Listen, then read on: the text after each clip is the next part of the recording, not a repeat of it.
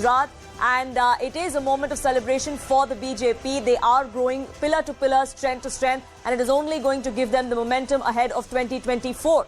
A Union Minister, MOS Communications, also and a Member of Parliament from Gujarat, Devu Singh Chauhan, now joins us on this broadcast. Chauhan ji, बहुत मुबारकबाद आपको ऐतिहासिक जीत के लिए गुजरात में. क्या आपको लगा था कि इतनी बहुमत से आप सरकार बनाएंगे वापस गुजरात में? पहले तो धन्यवाद.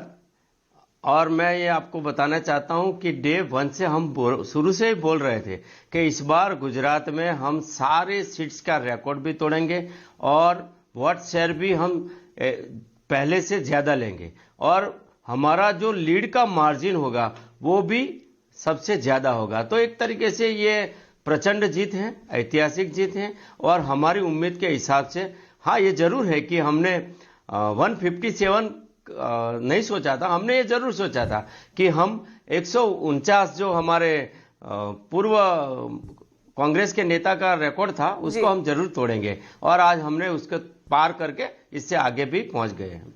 चौहान जी, इसका श्रेय आप किसको देना चाहेंगे? क्योंकि काफी लोगों का ये कहना है, विपक्षियों का भी ये कहना है कि नरेंद्र मोदी ही सिर्फ एक ही कैंपेनर है भाजपा के पास, स्पेशली गुजरात में. वो उनके स्टार कैंपेनर नहीं है, वो उनके इकलौते कैंपेनर है. देखिए, ये चुनाव में हम कैंपेनर को देखते हैं, लेकिन जब 5 साल देखते हैं और 5 साल के पीछे देखते हैं तो करीब करीब 27 साल से जिस तरीके से गुजरात की भारतीय जनता पार्टी की सरकारों ने जो गुजरात की जनता की सेवा की है, जो उनकी आकांक्षा अपेक्षा के में खरी उतरी है, एक भरोसा जो कमाया है और न केवल भरोसा लेकिन उनके ही गृह राज्य से जब देश के इतने बड़े नेता प्रधानमंत्री हो और विश्व में सब उसको इतना सम्मान मिलता है, तब अपने धरती के ये संतान को जब कोई गाली गलौज करता है, कोई निम्न भाषा में बोलता है, तब ये गुजरात का अपमान होता है. तो कुल मिला के ये 27 साल तक गुजरात का विकास और वैश्विक नेतृत्व और हमारी संगठन शक्ति, हमने हमारी जो राष्ट्रीय अध्यक्ष हैं जेपी नड्डा जी के मार्गदर्शन में और प्रांत के अध्यक्ष CR पाटिल जी के अध्यक्षता में जो संगठन शक्ति हमने यहां गुजरात में पैदा की है. और सामने देखेंगे तो विपक्ष आज बिल्कुल नेतृत्वहीन है, संगठनहीन है और गुजरात में जिस तरीके से कांग्रेस की जो धरती एक तरीके से डे बाय डे खत्म हो रही है, उसके पीछे उसकी बहुत बड़ी गुटबाजी भी रही है. जी, कांग्रेस का अभी का जो टैली है वो 17 पे है. I think it's their worst ever performance in Gujarat. Congress के नेता थे जिन्होंने सोलंकी जी, जिनका सबसे हाईएस्ट रिकॉर्ड रहा है गुजरात में, और अब कांग्रेस की ये स्थिति है 1985 के बाद कि उनका वर्स्ट परफॉर्मेंस हो रहा है गुजरात में. क्या आपको लगता है कांग्रेस धीरे धीरे नेशनल लेवल पे भी खत्म होती जा रही है? जो कांग्रेस मुक्त भारत कहते हैं भाजपा के नेता, प्रधानमंत्री भी, क्या आपको लगता है 2024 तक वहां तक पहुंच जाएगी कांग्रेस? जी बिल्कुल.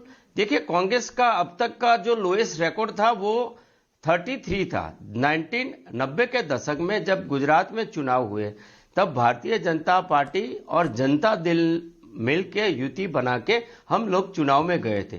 तब कांग्रेस 33 सीट जीती थी. तब भी माधव सिंह सोलंकी थे जिनके नाम पर हाईएस्ट रिकॉर्ड है. आज कांग्रेस की वो स्थिति है कि न केवल देश में लेकिन हर क्षेत्र में कांग्रेस का प्रति जो एक जन विश्वास होता है वो डे बाय डे कम होता जा रहा है. लोकतंत्र में सबसे अहम होता है विश्वास. वो जन का विश्वास किसी नेता में होता है और किसी पार्टी के नीति रीति में होता है, किसी सरकार के कार्य संस्कृति में होता है. और जो विश्वास है वो विश्वास आज पूरे देश में भारतीय जनता पार्टी की सरकारों में हम देख पा रहे हैं और विशेष तौर पे गुजरात में 27 साल से एक, और मैं ये गर्व के साथ बोलता हूं कि 7 बार चुनाव जीतना मतलब इस देश में वेस्ट बंगाल में लेफ्टिस्ट के बाद पहली बार यह स्थिति आई है कि गुजरात में इतना प्रचंड बहुमत मिला है. जी जी, और इसका फायदा हमें 2024 में भी मिलेगा.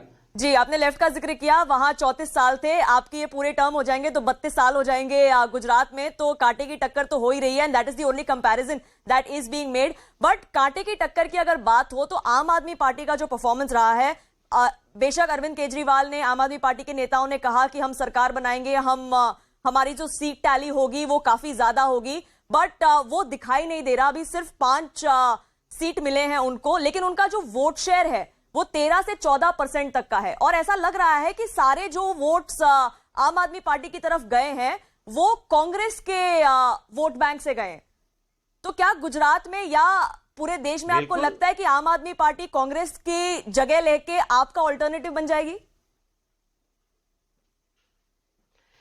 देखिए, आम आदमी पार्टी के नेता और आम आदमी पार्टी के नेता जिस तरीके से गुजरात के चुनाव के प्रारंभ में बोल रहे थे और चुनाव के बाद भी लिख कर गारंटी दे रहे थे कि हम सरकार बनाने जा रहे हैं, ये वो लोग हैं जो अपने आप झूठा साबित होने के बाद भी बड़ी हिम्मत से जनता के सामने प्रकट होते हैं और एक तरीके से संस्कृत में जैसे बोलते हैं निर्जलम सुखम सुखम, तो ये निर्लज लोग हैं, वो हमेशा सुख में रहते हैं, उनको अपनी बात पे खरा उतरना आवश्यक नहीं लगता है, उनको तो जो मिला है उसमें कैसे फायदा उठाया जाए। और आने वाले समय में जिस तरीके से इस देश में कांग्रेस जैसी राष्ट्रीय पार्टी और पूरे भारत में जिसका कहीं ना कहीं वोट है, वो पार्टी अगर वीक होती है तो ऐसी आम आदमी पार्टी से भी बेहतर पार्टियां इस देश में है जी। आम आदमी पार्टी की तो न कोई विचारधारा है और न कोई वो राष्ट्र हित में काम करते हैं, न जनहित में काम करते हैं, वो एक तरीके से अर्बन नक्सलिज्म का एनजीओज है। जी जी, एक आखिरी सवाल पूछना चाहूंगी मैं चौहान जी, जो सौराष्ट्र कच्छ का रीजन है या जो ट्राइबल ओबीसी वोट है, जो ट्रेडिशनली देखा जाता था कि जो भाजपा का वोट बैंक नहीं है, बट उन रीजन्स में भी, उन वोट बैंक से भी आपको सीटें मिली हैं इस बार, तो ऐसी क्या रणनीति रही आपकी पिछले 5 सालों में जो शायद कोई चूक हुई होगी जो 2017 में हुई, but that has been bettered in 2022? ऐसा क्या किया भाजपा ने ऑन ग्राउंड की ये बदल गया कंप्लीटली? जी, वो रणनीति केवल विकास की है, ये वो क्षेत्र है जो विकास की आकांक्षा लेकर बैठा था। हमने इतने सालों में धीरे धीरे हमारा जैसे जनाधार इस ट्राइबल एरिया में और आपने जैसे बोला कि ग्रामीण क्षेत्र में, सौराष्ट्र के ग्रामीण क्षेत्र में 2017 में जिस तरीके से वहां आंदोलन चला, पाटीदार आंदोलन चला, कहीं ओबीसी आंदोलन चला, तो ये आंदोलन के चलते कुछ लोग उस बहकावा में आ गए थे, लेकिन ये 5 साल में उन्होंने महसूस किया और आज जब गांव के गरीब के पास ग्रामीण क्षेत्र में, ट्राइबल क्षेत्र में अगर कोई पक्की सड़क पहुंचती है तो उस पर 108 108 आरोग्य की सेवा भी दौड़ती है, वहां टीचर भी पहुंचता है, वहां 24/7 बिजली पहुंचती है, उस घर में गैस पहुंचता है और उस घर में इज्जत घर बनता है, पक्का मकान मिलता है और एक तरीके से जो विकास की जो प्राथमिक सुविधाएं पहुंचनी चाहिए वो सारी सुविधाएं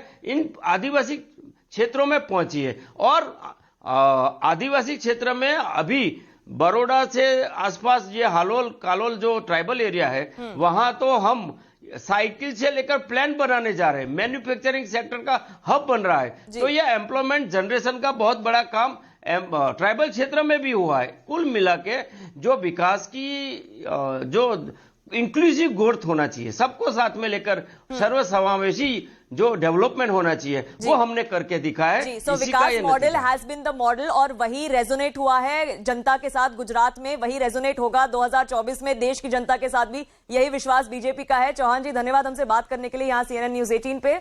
with that we are shifting